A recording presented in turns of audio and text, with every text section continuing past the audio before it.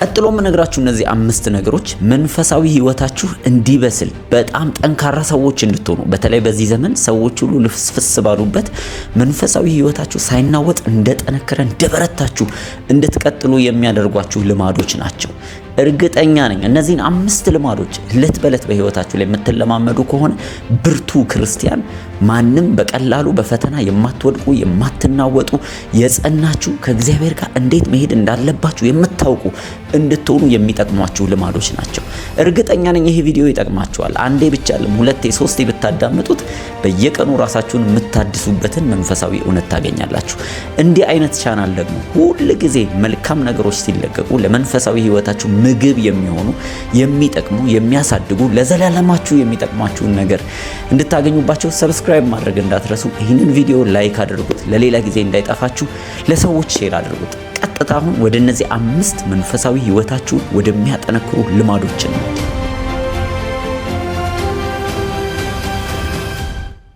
የመጀመሪያው ልማድ መንፈሳዊ ህይወታችሁን ብርቱና በሳል የሚያደርገው ልማድ the first fruit ይባላል። የመጀመሪያውን መስጠት ወይም የመጀመሪያውን ነገር ምርጡን ነገር ለእግዚአብሔር መስጠት በጣም ወሳኝ ነገር ነው። መጽሐፍ ቅዱስ ላይ እንደዚህ የሚል ቃል አለ። በኩሩ ከተባረከ ቡሆ ሁሉም ሌላው ሁሉ ምን ይላል? ይባረካል ይላል። ምን ማለት ነው? በህይወታችሁ ላይ ምርጥ የምትሉት ጉልበታችሁ ነው፣ ማለዳችሁ ነው፣ ቀናችሁ ነው፣ ገንዘባችሁ ነው። የመጀመሪያ የምትሉት ምርጡን የምትሉት ለእግዚአብሔር መስጠት። ይሄ ለምንድን ነው የሚጠቅመው ካላችሁኝ፣ መስዋዕት የምታደርጉት ነገር ሁሉ የዛ ለሰዋችሁለት አካል ይበልጥ ኃይል እንዲለቀቅላችሁ ያደርጋል። በእስራኤል ባህሎች እግዚአብሔር ካዘዛቸው በዓላቶች መካከል አንዱ the first fruit ይባላል፣ የበኩራት በዓል። ሁል ጊዜ ከፍሬያቸው ወይም ከእርሻቸው የመጀመሪያውን አምጥተው በእግዚአብሔር ፊት የሚወዘወዝ ነዶ ያደርጉታል። በጣም የተከበረ በዓል ነው። ስለዚህ ምንድነው ይሄ ሐሳቡ? የመጀመሪያውን ከእግዚአብሔር ጋር ያነካኩታል፣ ሌላው ሁሉ የተቀደሰ የተባረከ ይሆናል። ደሞም ነው በጣም የሚሰራላቸው ነገር ነው። እኔና እናንተ በዚህ ዘመን የመጀመሪያችን ምንድነው? ልክ ጠዋት አይናችንን ስንከፍት የምንሰጠው ነገር ምንድነው? የምናደርገው ነገር ምንድነው?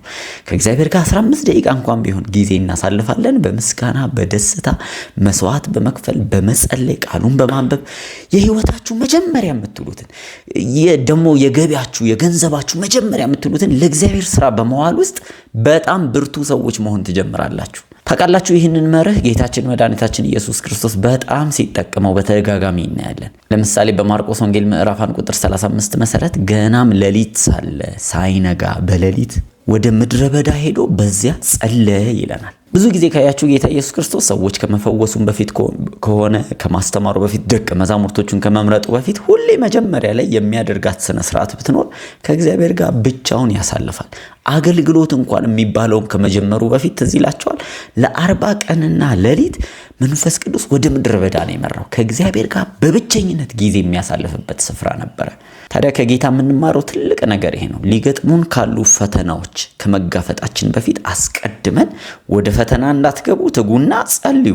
ከዛ ነገር ሊመጣ ካለው ነገር በፊት ቅድሚያ መስጠት ያለብን የእግዚአብሔርን መንግስት ጉዳይ ነው። ጌታ ኢየሱስ ለዛ ነው አስቀድማችሁ የእግዚአብሔርን መንግስት ጽድቁን ፈልጉ፣ ፕሮቶም መጀመሪያ ላይ አድርጉት። ጽድቅና መንግስቱን ከሚበላ ከሚጠጣ ከሚለበስ ነው እያወራ ያለው። ብዙ ጊዜ እኛ እነዚህ ነገሮች በማስቀደም የተካንን ነን። እንዴ መጀመሪያ የሚበላ መጀመሪያ ስራ አይደል? ጌታ ግን እንደዛል። መጀመሪያ እስቲ የእግዚአብሔርን መንግስት ጽድቁን አስቀድሙ፣ ሌላው ሁሉ ምን ይላል? የሚጨመር ነገር ነው አለ። ለምንድን ነው ይሄ ነገር አስፈላጊ ሆኖ ካላችሁ፣ የመጀመሪያው ትልቁ ሰይጣን የመጀመሪያውን ነገር እንዳይወስድባችሁ፣ ትኩረታችሁን እንዳያሳጣ፣ አይምሯችሁን ልባችሁን እንዳይወስድ ወይም ደግሞ ይሄ በወሬ በምናምን በስልክ በቲክቶክ በፌስቡክ ቀናችሁን ጀምራችሁ በሰው ምናምን ነገር ተይዛችሁ እንዳትቀሩ እግዚአብሔር ጋር መጀመሪያ እንድታገናኙት በቃ ኮኔክት ከላይ እንድታደርጉ ቻርጅ እንድታደርጉ ራሳችሁን ይጠቅማችኋል። አለበለዚያ ሌላው ነገር ሁሉ ኢነርጂያችሁን ይወስዳል፣ አቅማችሁን ይወስዳል። ውስጣችሁ ያለውን መልካም ነገር ሁሉ ሙጥጥ አድርጎ ነው የሚጨርሰው። ሁሉ ጊዜ ደስ የምትለኝ አባባላለች። ቀኑን ከሰማይ የጀመረ ቀኑን ያስተዳደረ በቀኑ ላይ ገዢ ሆኖ ሰማይ ይጨርሳል። ቀኑን ከምድር የጀመረ ምድራዊ ጉዳይ ላይ ነው የሚጨርሰው። ይሄንን መርህ ያዙት። በጣም የሚገርም ግን ምሳሌ ልንገራችሁ። በብሉይ ኪዳን ውስጥ እግዚአብሔር ለእስራኤል ሕዝቦች ገና ማለዳ ነበረ ምግብ የሚበሉትን መና የሚያወርድላቸው እና ያንን መና ልክ ፀሐይ ከመውጣቷ በፊት ያለቀመ ሰው አለቀለት። ጦሙን ነው የሚውለው። ፀሐይ ከወጣ መናው ይቀልጥ ስለነበረ መና ትክክለኛ ትርጉሙ ጌታችን ኢየሱስ ክርስቶስ ነው። ከሰማይ የወረደ እውነተኛ እንጀራ እኔ ነኝ ብሎ ነው ራሱን የተናገረው ለደቀ መዛሙርቱ።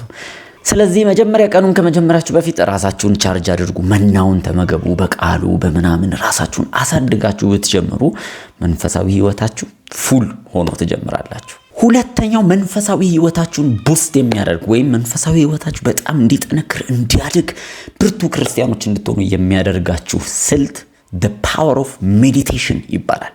በጣም ቀላል የሚመስል ዓለማውያኖች በተለይ ለግሳንግሳቸው ለምናል ትኩረት ለማውሰድ የሆነ ጥንካሬ ለማግኘት በሆነ ነገር ላይ ለመብሰል በጣም ይጠቀሙታል። እኛ ክርስቲያኖችስ እግዚአብሔርስ ስለ ሜዲቴሽን ወይም ስለ ማሰላሰል ምን ይላል? በጣም በሚያስገርም ሁኔታ የሜዲቴሽን የማሰላሰልን ኃይል መጽሐፍ ቅዱስ ራሱ እግዚአብሔር በአንደበቱ ደጋግሞ ብዙ ጊዜ ብሎታል። ለምሳሌ ባጭሩ ለኢያሱ የተናገረው ነገር ትዝ ይላችኋል? ከሙሴ ጋር እንደነበርኩ ከአንተ ጋር እሆናለሁ። ይሄ እኮ ትልቅ በቃ ከዚህ በላይ አያስፈልግም ልትሉ ትችላላችሁ። ግን የዚህን ሕግ መጽሐፍ የተጻፈበትን ተፈጽመው ታደርገው ዘንድ ቀንም ሆነ ማታ ምን በለው አሰላስለው። እንግሊዘኛው ሜዲቴት ይለዋል። አንድን ነገር ለመፈጸም የሚያስችላችሁን ኃይል የምትቀበሉት በማሰላሰል ውስጥ ነው። ኢያሱ ምንም እንኳን እግዚአብሔር ከሱ ጋር ቢሆንም ኢያሱ ግን እግዚአብሔር የሚፈልገውን ነገር ለማድረግ አቅም የሚያገኘው የእግዚአብሔርን የሕጉን ቃል መጽሐፉን የእግዚአብሔርን ትእዛዛቶች ማሰላሰል ከቻለ ነው። መቼ? ጠዋትም ማታም። ስለዚህ የምታሰላስል ሰው ከሆንክ በእውነት ነው የምልህ በጣም ኃይለኛ ሰው ነህ። ከዛ በኋላ ባለው ዘመኑ ኢያሱ ጠላቶቹን ድል ያደረገው በተራራ በሸለቆ በወንዙ ሲሻገር የነበረው ሙሴ አብሮት ስላለ ሳይሆን በሚያሰላስልበት ኃይል ነበር።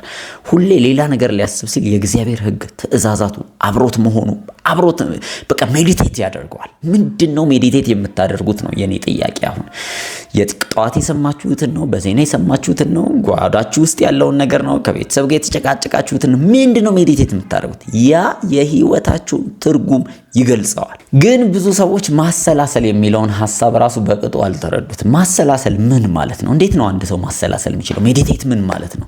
ይሄ የዮጋ ቋንቋ ወይም ዌስተርኖች ወይም ደግሞ ፋር ኢስቶች ምናምን ያመጡት ሐሳብ አይደለም። እሺ ማሰላሰል መጽሐፍ ቅዱስ ላይ እግዚአብሔር በተደጋጋሚ የተናገረው ነው። እንዲሁም መዝሙር 1 ምዕራፍ 1 ላይ መዝሙረ ዳዊት ሲናገር ምን አለ? የዚህን ሕግ ቃል ቀንና ማታ ያስባል ያሰላስለዋል አለና እርሱም በወንዝ ፈሳሾች ዳር እንደተተከለች ፍሬዋን በየጊዜው እንደምትሰጥ አሜዚንግ የሆነ ዛፍ ይሆናል አለ። ስለዚህ የምታሰላስሉት ጠንካራ እንድትሆኑ መንፈሳዊ ኃይላችሁ እንዲዳብር እንዲበረታ ነው። ታዲያ ግን እንዴት ነው ማሰላሰል የምችለው? እኔ የምጠቀመውን ቀላል መንገድና ደግሞ የማሰላሰልን ትርጉም ባጭሩ ልንገራችሁ። ሁል ጊዜ አንድ ነገር ስታነቡ ወይም ለመጀመሪያ ጊዜ ስትሰሙ መረጃ ነው የሚባለው። በቃ ያ ኢንፎርሜሽን የሰማችሁት ወይም ኢንፎርሜሽን የተቀበለው አይምሯችሁ ከማንበብ ሊሆን ይችላል፣ ስብከት ሰምታችሁ ሰው ሰምታችሁ ሊሆን ይችላል፣ ወይ ተመልክታችሁ ሊሆን ይችላል። ያንን ነገር ግን ደጋግማችሁ ስታስቡት፣ ደጋግማችሁ ስታሰለስሉት፣ እንደገና ስትሰሙት፣ እንደገና በውስጣችሁ ከአይምሯችሁ ወደ ልባችሁ ከልባችሁ ወደ አይምሯችሁ ስታመላልሱት ግን ምን መሆን ይጀምራል? መገለጥ ይሆናል። ያንን ነገር ይብራራላችኋል። ውስጣችሁ እንዲህ እየፈተፈተ ማየት ይጀምራል። እንዲህ እየከፋፈተ ውስጡ ግን ይሄ ነገር ምንድን ነው እያለ መመልከት ይጀምራል። ያን ጊዜ ያ መረጃ ወደ ምን ይሆናል? ወደ መገለጥ፣ ወደ ዕውቀት እናንተ ጋር ይመጣል። አለበለዚያ ግን መረጃ በመረጃነቱ ብቻ ነው የሚቀረው። ታውቃላችሁ ይሄ አይምሯችን በቀን ውስጥ በጣም በብዙ ሺዎች የሚቆጠሩ ሐሳቦችን ያስተናግዳል። ሐሳቦች ይመጣሉ እኛ ጋር የሆነ በቃ ይመላለሳል። እንደንትን እዩት፣ እንደ ትልቅ አውራ ጎዳና በቃ ግርግር የሞላበት አውራ ጎዳና አድርጋችሁ ልትመለከቱ ትችላላችሁ። ብዙ አይነት ሰዎች ያልፋሉ። ከነዛ ሰዎች ማለት አንዱን መያዝ ማለት ነው፣ የሚጠቅማችሁን፣ የሚያስፈልጋችሁን፣ የሚበጃችሁን። ልክ እንደዛ ነው አይምሯችሁ ውስጥ ከሚመላለሱ ሐሳቦች መካከል የሆነ ሰው የሰደበህን አይደለም መያዝ ያለብህ፣ ወይም የሌለህን ነገር ነገ ምን ሆናለሁ የሚለውን ሐሳብ ሳይሆን የሚጠቅመን እግዚአብሔር ከኔ ጋር ነው፣ እግዚአብሔር ብሩህ ነገር ሰጥቶኛል፣ ጌታ የተናገረኝ የሚለውን ያዝ አድርጋችሁት ከሱ ጋር እንድትቆዩ ነው ማበረታታችሁ። ሜዲቴሽንን ባጭሩ ይገልጻል ብዬ አምናለሁ። ወይም ደግሞ ባጭሩ ልክ አንድ ምግብ በልታችሁ ዝም ብሎ ማዋጥ ይቻላል። ምግቡ ደረቅ እንዳለ በደንብ ሳይልም ሳይታኘክ ማለት ነው። ደግሞ ጥርሳችሁ ላይ በደንብ ጊዜ ወስዳችሁ አኝካችሁ አድቅቃችሁ ውሃ አድርጋችሁትም ልትልኩት ትችላላችሁ። ልክ እንደዛ ማለት ነው አንድ ነገር ሜዲቴት ማድረግ፣ ማሰብ ወይም ማሰላሰል። እኔ የሚጠቅመኝን ልምድ ልንገራችሁ። ብዙ ጊዜ ለማሰላሰል ስፈልግ ካለሁበት አትሞስፌር እወጣለሁ። ብዙ ጊዜ ለምሳሌ አንድ ክፍል ውስጥ የምትተኙ ከሆነ እዛው ክፍል ውስጥ ለማሰላሰል በጣም ይከብዳል። ስለዚህ ወጣችሁ early in the morning ከሆነ ማለት ነው ከስራ በፊት ሊሆን ይችላል ወክ ያደርጋችሁ አካባቢ ሁኔታችሁን ቀይራችሁ አስቡ አዲስ ሐሳብ ለማሰብ አይምሯችሁ አይቸገርም በእንደዚህ አይነት ሁኔታ ወይም ደግሞ ልክ ቃሉን ካነበባችሁ በኋላ ስፔሻሊ በጣም ለማሰላሰል ምርጥ ታይም ናት ጊዜ ውሰዱ ሌላ ነገር ቶሎ አትክፈቱ የሆነ ነገር ምናምን በቃ አሁን አንብቤያለሁ ብላችሁ ከከፈታችሁት ወዲያው ይወሰዳል ያነበባችሁት ወይ የሆነ ስብከት ከሰማችሁ በኋላ ከሆነ ሰው ጋር ቃሉን ካወራችሁ በኋላ ያንን ቃል ሜዲቴት ማድረግ ጀምሩ ከናንተ ህይወት ጋር አያይዙት ቤስት ታይም መቼ እንደሆነ ታውቃላችሁ ጠዋት ልክ ካልጋችሁ እንደተነሳችሁ ብድግ ሳትሉ በፊት ማሰብ ትችላላችሁ ነገር ማዳመጥ ትችላላችሁ ወይ ደግሞ ወክ ያረጋችሁ ሌላው ደግሞ ቤስት ታይም ወደ አልጋችሁ ልክ ስተኙ ያለችዋን ሚኒት ወስዳችሁ ብታሰላስሉ በጣም ቤስት ታይም ነው ከዛ በላይ ግን እንደ ፋሚሊ ደግሞ የጥሞና ጊዜ ተሰብስባችሁ ቃሉን እየተነጋገራችሁ ልክ ራት እንደመብላት ተሰብስቦ ራት እንደመብላት ቃሉን እያወራችሁ ወይ የሆነ ትምህርት ሰብንታችሁ ማሰላሰልም ይቻላል በጣም ጥልቅ ሚስጥር ስለሆነ እና ለማሰላሰል ግን ቤስት የሚጠቅማችሁ አንድ ሚስጥር ልንገራችሁ ለምሳሌ ቃል ካነበባችሁ በኋላ ለምሳሌ እግዚአብሔር እረኛዬ ነው የሚያሳጣኝ የለም የሚለውን ስታነቡ ዝም ብላችሁ አንብባችሁ አትለፉት ምን ማለት ነው ግን እስቲ የሚያሳጣኝ የለም ግን ምን ማለት ፈልገው ከዛ ግቡ አጥኑ የሆነ ክፍል ከዛ ጋር የሚያያዙ ነገሮችን አጥኑ ዘመኑ በጣም ቀላል ነው ኢንፎርሜሽን ለማግኘት በዛ ዙሪያ ላይ 1 2 3 4 ጥቅሶችን አማትሩ እስቲ ከዛ ለማሰላሰል ቀላል ይሆንላችኋል እረኝነት ግን ምን ማለት ነው በዛ ዘመን ግን ዳዊት ምን ያሰበ የሆነ ይሄንን ሲጽፍ በጣም ብዙ ነገር ብርት ነው የሚሉላችሁ ስለዚህ ይሄንን ብታረጉ ሞር ትጠቀማላችሁ ከዛ ግን ይሄንን ያሰላሰላችሁት ተግብሩት እግዚአብሔር እረኛዬ ነው ለካ ምንም አታሳጣኝም የሚጎድልብኝ የለም በለመለመ መስክ ታሰማራኛለህ በእነዚህ ንግግሮቻችሁ ውስጥ የሰላ የማሰላሰል ጊዜ ይኖራችኋል ሶስተኛው ደግሞ መንፈሳዊ ህይወታችሁ እንዲጠነክር የሚያደርግ ብርቱ የሆነ ልማድ ምን እንደሆነ ታውቃላችሁ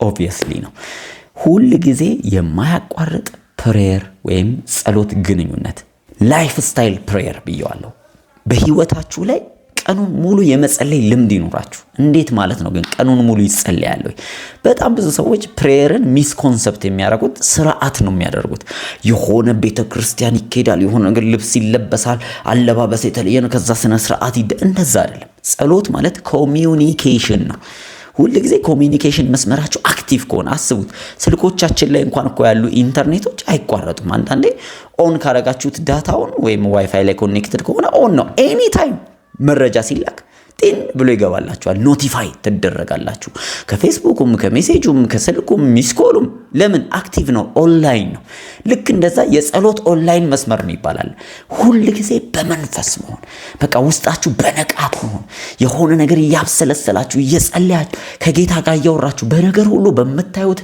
በመታሳልፉበት ጌታው ይሄን ነገር አንተ ለምን አትይዘው ይሄ ነገር እንዴት ትላለ በልባችሁ ሊሆን ይችላል እያኩተመተማችሁ አንደበታችሁ በቀስታ ድምጽ ሳይሰማ ሊሆን ይችላል ሐና የጸለየችው ጸሎት እዚህ ላቸው ቤተ መቅደስ ውስጥ ነበረች ግን ሰካራም ነው የመሰለችው ኤሊ ለምን ሲባል ምንም ድምጿ ሳይሰማ ግን በውስጧ ታኩተመትም ነበር ይላል ግን ጸሎት ላይ ነች እንደዛ ማድረግ ትችላላችሁ በመትሄዱበት ስፍራ በመትሉበት ስራሽን እየሰራሽ ስራህን እያደረግ ቢሮስ ቁጭ ብለህ በቃ ከጌታ ጋር ማክተም እግዚአብሔር ይሄን ነገር ላንተ አሳልፈ የምታደርገውን ሁሉ በጸሎት ላይፍ ስታይል ውስጥ አድርገው ኮሚኒኬሽን አክቲቭ ይሆናል ንቁ መንፈሳዊ ህይወት ይኖርሃል ከዛስ ሌላ የባዘነ ነገር ማሰብ አትችልም ማንኛውም አይነት አደጋ ሲመጣ እንደ ቃጨል ነው በቃ የሚገባ ሁሉ ጊዜ ከጌታ ጋር ኮኔክትድ ስለሆንክ ታውቃላችሁ ሰይጣን ይሄን ሚስጥር እንዳይገባን ዘወትር እንዲህ ሊያንቀን ይፈልጋል በቃ ኦክሲጅን ልክ እንደዚህ ተታነቁ እንደምታጡ ምንም የመጸለይ እስትንፋስ እንዳይኖራችሁ በቃ በዚህም በቃ ማዋከብ ሐሳባችሁን መስረቅ የሆነ ቢዚ የሚያደርጋችሁ ነገር መስጠት ይወዳል እኔና እናንተ ግን ይሄንን ነገር አውቀን ዘወትር ሳናቋርጥ ልንጸልይ እንችላለን እና ሁሉ ጊዜ በጸሎት መንፈስ ውስጥ ያለ ሰው አጥር የዘረጋ ሰው ነው ማንንም ሰው ያንን ድንበሩን ጥሶ መግባት አይችልም ለምን ጠንካራ አጥር ገንብቷል ባጭሩ የሚወደው ይሄንን ነገር የሚገልጸው ከእግዚአብሔር ጋር መዋል ማለት ነው በቃ ከእግዚአብሔር ጋር እንደ እብድ እንደ ጅል ያወራዋል በጣም ይቻላል በነገራችን ላይ ጌታው ይሄ ነገር እንደዚህ እኔ አንዳንድ ጊዜ ብዙ ጊዜ በተለይ መንገድ ላይ ብቻዬን ሳወራ ልታዩን ትችላላችሁና አበጄ እንዳይመስላችሁ የሆነ ብቻው ከውስጥ ያለውን ሐሳብ እንደዚህ ጌታው ለምን ግን በቃ የሆነ ራሴን ጠይቃለሁ እመለሳለሁ ራሴን ጠይቃለሁ እመለሳለሁ ስለዚህ ይሄ ነገር ይጠቅማችኋል ልምዳችሁን ያጠነክረዋል ሁሉ አክቲቭ መንፈስ ቅዱስ ከእናንተ ጋር እንደሆነ እንዲሰማችሁ የሚያደርግ ጠንካራ የሆነ ልማድ ነው እና ሁሉ የሆነ ነገር ልታደርጉ ስትሉ ይሄን ነገር እንዳደረገው እግዚአብሔር ወይ ጥበብ ሰጠኝ ይሄን ነገር ላደርገው በዚህ ነገር ልግባበት ይሄ ግን ልክ ነው አሁን ላደርገው ነው እግዚአብሔር ወይ በቃ በዚህ ውሳኔ ውስጥ ነው ሁል ጊዜ በእንደዚህ አይነት ልማድ ውስጥ ያሉ ሰዎች እግዚአብሔር ከነርሱ ጋር እንዳለ በእርግጠኝነት እየተሰማቸው የሚውሉ ሰዎች ናቸው። ከሌላው ሰው ይልቅ የተሻለ መረዳት፣ መንፈሳዊ አቅም የሚገነቡ ይሆናሉ። አራተኛው ወሳኝ የሆነ መንፈሳዊ ህይወታችሁን የሚለውጥ ብርቱ ክርስቲያኖች የሚያደርጋችሁ ጠንካራ መንፈሳዊ ህይወት፣ በገደልም በከፍታም በድካምም በብርታትም መንፈሳዊ ህይወታችሁ ብቻ ጠንካራ እንዲሆን የሚያደርጋችሁ ልማድ የምስጋና ልማድ ነው። ታውቃላችሁ፣ ፕሬዝ ማለት ምስጋና ማለት በጣም መንፈሳዊ የሚያደርግ ነው። ሰዎችን ድል አለበት ይለዋል። ምስጋናን የሚሰዋ አለ ጌታ እርሱ ምን ይላል? ያከብረኛል። እግዚአብሔርን ማክበር የሚፈልግ ሰው ምስጋና ይሰዋል። ሌላው ግን ምስጋና መስዋዕት እንደሆነ እየነገረን ነው።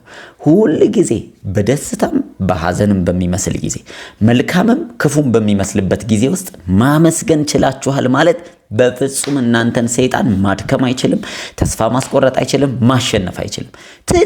ትልቁ ሰይጣን ከእናንተ የሚፈልገው እንደሆነ ታውቃላችሁ? እንድታጉረመርሙ፣ እንድትማረሩ፣ በእግዚአብሔር መኖር ላይ እንድትጠራጠሩ። ለዛ ነው ብዙ ሰዎች የሆነ ነገር ካልሆነላቸው ምንድን ነው የሚሉት? ጌታ አያየኝም ወይ እግዚአብሔር የለም፣ ቢኖር እንደዚህ መቼ ይሆናል? ትልቁ የሰይጣን ፍላጎት ይሄንን ነው። ታውቃላችሁ መጽሐፍ ቅዱስ ላይ ጳውሎስና ሲላስ በእስር ታስረው በእግር ብረት ተጠፍረው በቃ ከዚህ በኋላ ያገለግል ነው ጌታ እንዲህ ጉድ ሰራን እንዲሉ ሲጠብቃቸው ጳውሎስና ሲላስ ይላል በመንፈቀ ሌሊት ይላል በምስጋና ለእግዚአብሔር ሲዘምሩ። አይገርምም? ምን አይነት ምላሽ እንደሰጡ። ሰይጣን ነገሩን እያደረገ የነበረው እንዲዘምሩ፣ እንዲያመሰግኑ ሳይሆን እንዲያግረመርሙ፣ እንዲበሳጩ፣ ለጠላት ክፍት እንዲሆኑ ነበር። እነሱ ደግሞ መዘመር፣ ማምለክ ጀመሩ። እግዚአብሔር በየትኛው የተገለጠ ይመስላችኋል? ልክ መዘመር ሲጀምሩ እንዲሁ እግዚአብሔር ፍታንም እኮ አላሉትም። ምንም አልመሰላቸውም። ደስ ነው የሚላቸው እነሱ እንደዚህ አይነት መከራ ውስጥ ሲያልፉ። ግን ምስጋና ድል ስላለው ሰንጥቆ እስር ቤቱን፣ እስራትን ሰንጥቆ፣ ጨለማውን ሰንጥቆ እግዚአብሔር ተገለጠ። ነፃ ሆኑ ከእስራታቸው። የሁሉም እስራት ተፈታ ነው የሚለው መጽሐፍ ቅዱስ። ታውቃላችሁ ማልቀስ እኮ ይቻላል፣ ማማረር ይቻላል፣ ማጉረምረም ይቻላል። እነዚህ ነገሮች ቀላል ናቸው። ሁሉም ሰው በየሰፈሩ ሲያደርገው ልታይ ትችላለህ።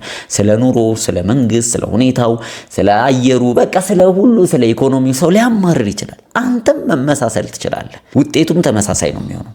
አማረርክ፣ አጉረመረምክ፣ አኩተመተምክ፣ ተናደድክ፣ ተበሳጨ። ከዛስ ይልቁንስ በቀሩልህ በመልካም ነገሮች ልታመሰግንባቸው በምትችሉ ነገሮች እግዚአብሔርን ማመስገን ጀምር። በእውነት ነው የምልህ፣ ነገርህ መለወጥ ይጀምራል።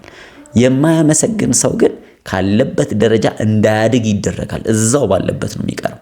ለምን? ቢሰጠው ራሱ ታውቃላችሁ ሌላ ተጨማሪ ስለሌለው እንደሚያጉረመርም። በጣም የሚገርመኝ በቃ ኮሚኒቲያችን ላይ ይህ በእርዳታ ድርጅት የሚጠቀሙ ሰዎች ካያችሁ ባህሪያቸው ነው እንደዚህ አይነት መልካም በየወሩ የሆነ ነገር የሚቀለቡ የሆነ ነገር የሚሰጣቸው ቀበሌ ሄደው አጽፈው በትምህርት ቤት በነፃ ልጆቻቸውን የሚያስተምሩ ሕክምና በነፃ የሚያገኙ ብዙ ብር እኮ የሚያስከፍል ሰርቪሶች ናቸው። ጠጋ ብላችሁ አብዛኞቹን ተመልከቱ። ሁሌ ሲያማርሩ ነው የምታዩት። ጥቂቶች ናቸው ማይንዳቸው የበሰለ። እነዚህ ደግሞ ጥቂት አይቆዩም፣ እየተባረኩ ይቀየራል ህይወታቸው። እንደዚህ አይቀጥሉም። ትንሽ የሚያመሰግኑ እኮ ነው። አብዛኛው ግን ያጉረመርማሉ፣ ይጣላሉ፣ ይናደዳሉ። ትንሽ ነገር ከቀረባቸው ይናገራሉ። ለዛ ነው ሁሌ በዛው ቦታ የሚቀሩት። እናንተ ግን እግዚአብሔር ስላደረገላችሁ ሰዎች እንኳን ስላደረገላችሁ ነገር ማመስገን ብትጀምሩ እናንተ ናችሁ ተጠቃሚ የምትሆኑት። ይሄ ትልቅ ሚስጥር ነው። መንፈሳዊ ሰዎች እየሆናችሁ ትመጣላችሁ። እግዚአብሔር ያደረገላችሁ ብዙ ነገር እንዳለ ማስተዋል ትችላላችሁ። ምስጋና የነ ጳውሎስና የነ ሲላስን ወህኒ ቤት ብቻ አይደለም፣ የእናንተን ማንኛውንም ገደባችሁን ጥሶ ሰብሮ የሚያሳልፋችሁ ብርቱ መንፈሳዊ ሚስጥር ነው። ሁሌም ቢሆን ማጉረምረም ጭንቀት ድባብን ይፈጥራል። ማጉረምረም ዲፕሬሽንን ነው የሚፈጥረው። ምስጋና ደግሞ ደስታን፣ ድልን፣ መንፈሳዊ ነገርን ሁሉ ወደ እናንተ ይጎትታል፣ ይስባል። ስለዚህ በተቸገራችሁም ጊዜ ባገኛችሁም ጊዜ ማመስገን የሚችል ሰው ጠላትን ድል አድርጎ ያሸነፈ፣ ለጠላት ቦታ የሌለው ክፍተት የሌለው ሰው ነው የሚሆነው። ምስጋናን እንደ አንድ መስታወት ተመልከቱት። ያንን መስታወት ስታዩት መስታወቱ ቆሽሽ ያለ በእጅ የተነካካ አሻራ ያለበት አቧራ ያለበት የቦካ ከሆነ ለማየት ይከብዳል አይደል? ጥርት ያለ ምስል የሚቀጥለው ነገር ማስተካከል ያለባችሁን አታዩም። ልክ እንደዛ ነው በማጉረምረም የተሞላ በማማረር የተሞላ ህይወት ልክ እንደ ቆሸሸ መስታወት ነው። ግን ያንን መስታወት ጽድት ብታረጉት ቀጥሎ ምንም ማድረግ እንዳለባችሁ ማየት የምትችሉበት ኩልል ያለ መስታወት ይሆናል። ዛሬ መስታወታችሁን እንድታጸዱ አበረታታችኋለሁ። ማን ነው እስቲ ከዚህ በኋላ ለማመስገን ዝግጁ ነኝ የሚል ሰው ካለ ሰዎችንም እግዚአብሔርንም ስለ መልካም ነገርም አመስግኑ፣ በክፉ በደጉ አመስግኑ። ብርቱና መንፈሳዊ ሰዎች ትሆናላችሁ። የመጨረሻው ነጥብ መንፈሳዊ ሰዎች እንድትሆኑ የሚረዳችሁ፣ ጠንካራ ክርስቲያኖች እንድትሆኑ የሚረዳችሁ፣ በህይወታችሁ መንፈሳዊ ብስለት ውስጥ እንድትገቡ እንድታድጉ የሚያረጋችሁ አንድ ወሳኝ ሚስጥር አለ። ይሄ ግን የመጨረሻው አይደለም። እናንተ ብዙ ዝርዝር ሊኖራችሁ ይችላል። የጠቀማችሁንም መንፈሳዊ መልካም ነው ብላችሁ የምታስቡትን በዚህ አስተያየት መስጫ ላይ እናንተም እንድታጋሩን ፈቅዳለሁ። እኔ ግን የመጨረሻው እንዲህ ነው ብዬ እናገራለሁ። ፌሎሺፕ ወይም ደግሞ ህብረት ከሰዎች ጋር መፍጠር። በተለይ እግዚአብሔር ለእናንተ የሰጣችሁ በጣም መልካም ሰዎች አሉ። በመንፈሳዊ ነገር የሚበልጧችሁ፣ የሚያስተምሯችሁ፣ እንደ መንፈሳዊ አባት የሚሆናችሁ ወንድም እህት፣ ሸክማችሁን መጋራት የሚችሉ በህብረት አብራችኋቸው ልትጸልዩ የምትችሉ ሰዎች ካሉ በእውነት ነው የምላችሁ በጣም እድለኞች ናችሁ። ለምን መሰላችሁ? ሰው ሁሉ ጊዜ ብቻውን ለመኖር የተፈጠረ ፍጥረት አይደለም። ገና በኤደን ገነት ሰው ብቻው መሆን መልካም እንዳልሆነ አውቆ እግዚአብሔር ረዳት አስቀመጠለት። በዚህም ዘመን በተለይ በዚህ ዘመን ክፋት በበዛበት ብቻችሁን ያላችሁ ሰዎች ልትደክሙ ትችላላችሁ። አቅማችሁ ሊወርድ ይችላል። ለዛ ነው የሚጸልዩ ሰዎች ማግኘት ትልቅ በረከት የሆነው። ቃሉን የሚያስተምሯችሁ፣ አብራችሁ ልትማማሩ የምትችሉ፣ ቃሉን አብራችሁ ማጥናት የምትችሉ፣ በማለዳ እንጸልይ የሚል ሰው ካገኛችሁ እግዚአብሔርን ለዚህ እንኳን አመስግኑ። ከሌላችሁ ደግሞ ፈልጋችሁ እንደዚህ አይነት አላውንስ ህብረት ፍጠሩ። ጌታ ኢየሱስ ደቀ መዛሙርቶቹን እንኳን ብቻቸውን አልተዋቸውም። ገና ተልእኮ እንኳን ሲልካቸው ሁለት እያደረገ ላካቸው ነው የሚለው። አንደኛው ቢደክም አንደኛው ይበረታል፣ አንደኛው ቢፈራ አንደኛው ይደፍራል። እየተደጋገፉ የሚራመዱ ህይወት ነው ክርስትና ማለት። ብቻዬን ሁሉን ነገር የሚባልበት ህይወት አለ። ማንም ሰው የሚደግፍ ያስፈልገዋል። ሙሴ ትዝ ይላችኋል። በዛ አሮንና ሁር እጆቹን ባይደግፉት ኖሮ ምን አይነት ሰው ሊሆን እንደሚችል። ግን እነዛ ስለደግፉት አሮንና ሁር አማሌቃውያንን ከታች ኢያሱ እንዲያጠቃ እንዲያሸንፍ ምክንያት ሆኑ። ሁሌም እጆቻችሁን የሚይዙ የሚደግፉ ሰዎች እግዚአብሔር ይስጣችሁ። ፌሎሺፕ በጣም መንፈሳዊ የሆነ አስፈላጊ የሆነ መንፈሳዊ መርህ ነው። ሁል ጊዜ ደግሞ ሰዎች አብረዋችሁ ከሆኑ ሌላ ሰው አካባቢያችሁ ካለ ተጠያቂነት ይሰማችኋል፣ ኃላፊነት ይሰማችኋል። እንደገና ደግሞ ያ ነገር እንዲቀጥል ሌላ ደግሞ አቅም እንድታገኙ ብርታት ታገኛላችሁ። ስለዚህ ልምከራችሁ፣ ሁል ጊዜ ቢያንስ በሳምንት አንድ ጊዜ፣ 2 ጊዜ፣ 3 ጊዜም ቢሆን ህብረት አድርጉ። ቤተክርስቲያን የሚባለው ሐሳብ ያስፈለገው ለዚህ ነው። በዋናነት ወንድሞች አለ እግዚአብሔር በህብረት ቢሆኑ ምንድነው መልካም ነው፣ ያማረ ነው። በዛ በረከቴ አዝሻለዋል። እግዚአብሔር በረከት ያዘዘበት ቦታ የት እንደሆነ ታውቃለህ? በህብረት በሆኑ ሰዎች መካከል ነው። እርግጠኛ ነኝ ይህንን ትምህርት እንደቀላል እንደማታየው ምንም አልጠራጠርም። ለማንኛውም እኔ መንፈሳዊ ህብረት ፈልጋለሁ። አብረውኝ የሚጸልዩ፣ በማለዳ የሚጸልዩ፣ የሚቀሰቅሱ፣ ኦንላይንም ቢሆን በአካል ማግኘት አልችልም የምትሉ በሙሉ በዚህ ቪዲዮ ዲስክሪፕሽን ላይ የቴሌግራም ሊንክ አስቀምጥላችኋለሁ። በዛ ሊንክ ገብታችሁ ማለዳ 11 ሰዓት ላይ ከኛ ጋር ሁሉ ጊዜ ጸሎት መጸለይ ትችላላችሁ። እርግጠኛ ነኝ እዛ እንደምንገናኝ እዚህ ላይ ያላችሁ ማለት ነው። በተረፈ እነዚህን 5 ነገሮች I will guarantee you ሁሉ ጊዜ በህይወታችሁ እንደ ልማድ ብትወስዷቸው በጣም የምትጠቀሙበት መንፈሳዊ ብርታት ውስጥ፣ ጥንካሬ ውስጥ እንደምትገቡ አልጠራጠርም። ከመሄዳችሁ በፊት ግን አንድ ጥቆማ ልስጣችሁ።